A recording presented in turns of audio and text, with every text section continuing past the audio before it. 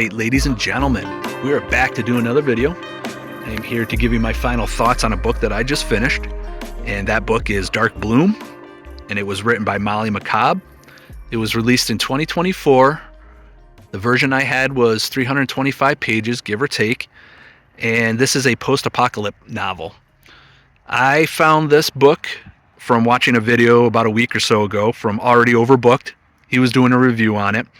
I commented telling him that this was a book that I think I needed to read, and he told me that if I had a subscription to Kindle Unlimited that it was on there. So I was able to download this for free. He also made me aware that this is book 1 of 2 and that the author is currently writing book 2. So hopefully that is true, because I would be interested in the second book.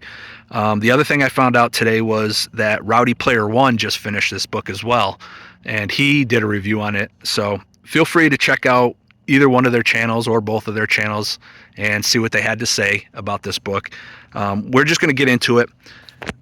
Sorry, my hands are a little cold, but we have two main characters.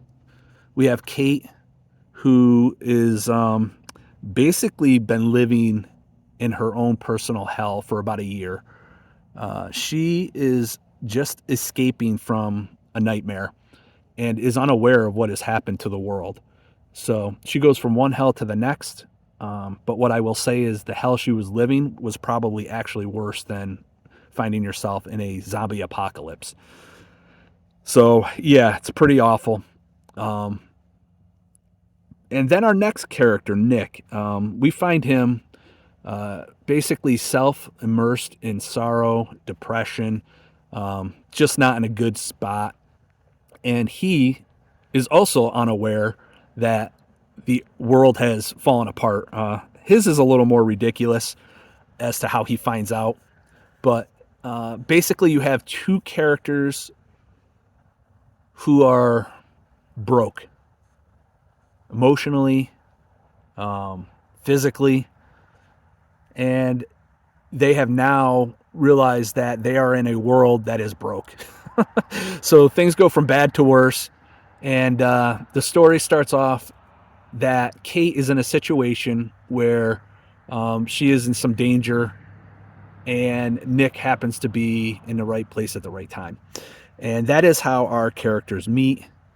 The story from there is basically Nick having a plan to go to a certain place, and these two teaming up so that they can kind of help each other, safety in numbers type things.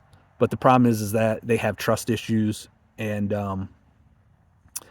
the story itself is just the journey from point A to point B with a lot of stuff that happens in between. I will say that the beginning of this book, I was immediately hooked. The pace, the storytelling, I just knew that I was going to love this book.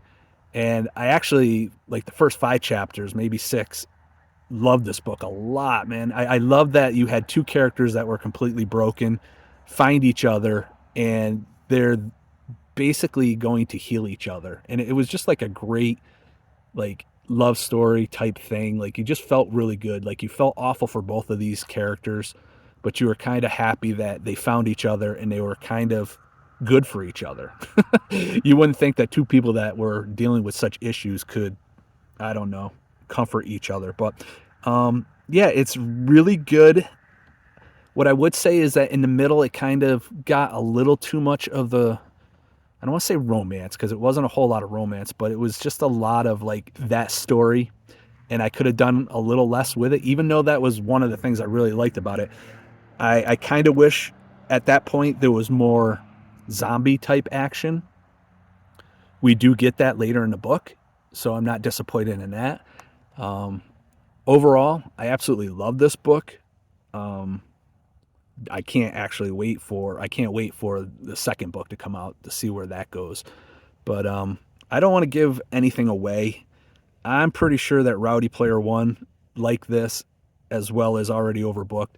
And I am jumping on board. I love this book. I am highly recommending it. If you have Kindle Unlimited, if you like zombies, if you like apocalyptic type books, if you like two people who are absolutely wrecked finding each other and potentially finding hope and love and a way out, this is the book for you, man. I guess that's all I can really say.